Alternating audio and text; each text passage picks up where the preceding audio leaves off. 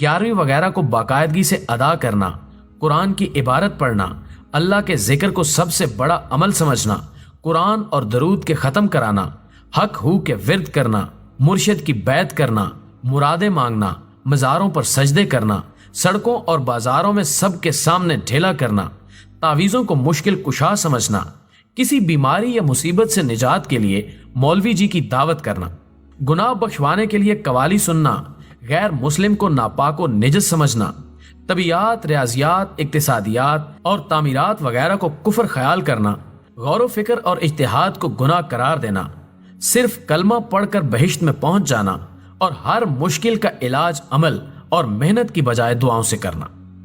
मैं उलमाए कराम के फैज़ से जब तालीमात इस्लामी पर पूरी तरह हावी हो गया तो ये हकीकत वाज़े हुई, खुदा हमारा, रसूल हमारा, फरिश्ते हमारे, जन्नत हमारी, हूरें हमारी, जमीन हमारी, आसमान हमारा, अल-गर्ज, सब कुछ के मालिक हम हैं और बाकी कौमें इस दुनिया में झक मारने आई हैं। उनकी दौलत, ऐश, तान्नुम महज चंद रोजा है।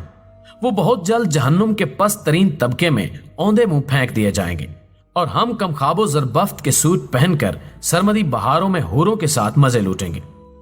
जमाना गुजरता गया। अंग्रेजी पढ़ने के बाद अलूम जदीदा का मुतालिया किया। कल्बो नजर में वुसत पैदा हुई।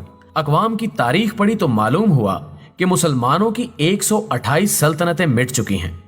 हैरत हुई कि जब अल्लाह हमारा और सिर्फ हमारा था तो उसने खिलाफत अब्बासिया का वारिस हलाकू जैसे काफिर को क्यों बनाया? हिस्पानिया के इस्लामी तख्त पे फरोनिया क्यों बिठाया?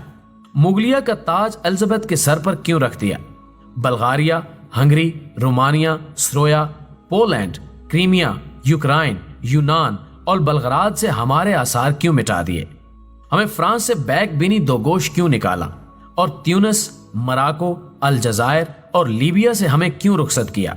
मैं रफ़े हैरत के लिए मुख्तलिफ उलमा के पास गया लेकिन कामयाबी ना हुई। मैंने इस मसले पर 5-7 बरस तक गौर व फिक्र किया लेकिन किसी नतीजे पर ना पहुंच सका। मैं एक दिन सहर को बेदार हुआ। ताक में कुरान शरीफ रखा था।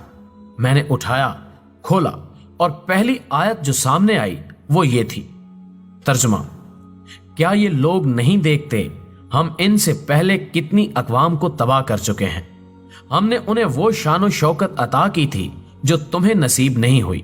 हम उनके खेतों पर छमाछम बारिशें बरसाते थे और उनके बागात में शफाफ पानी की नहरें बहती थी, लेकिन जब उन्होंने हमारी राहें छोड़ दी तो हमने उन्हें तबाह कर दिया और उनका वारिस किसी और कौम को बना दिया।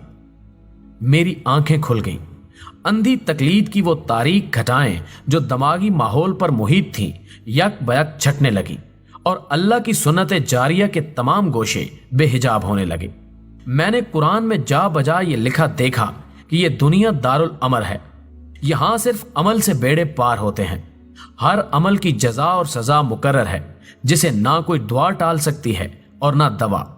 इंसान के लिए वही कुछ है जिसकी वो कोशिश करता है, अल कुरान।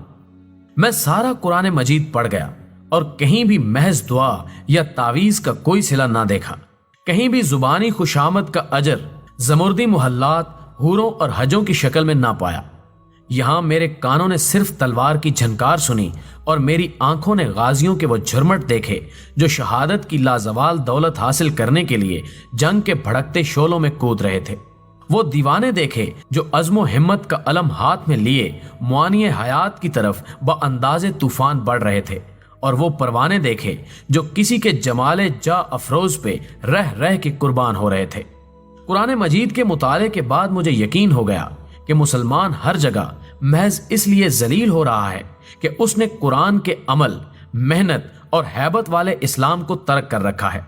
वो औरादो उइया के नशे में मस्त है और उसकी जिंदगी का तमाम सरमाया चंद दुआएं और तावीज हैं और बस।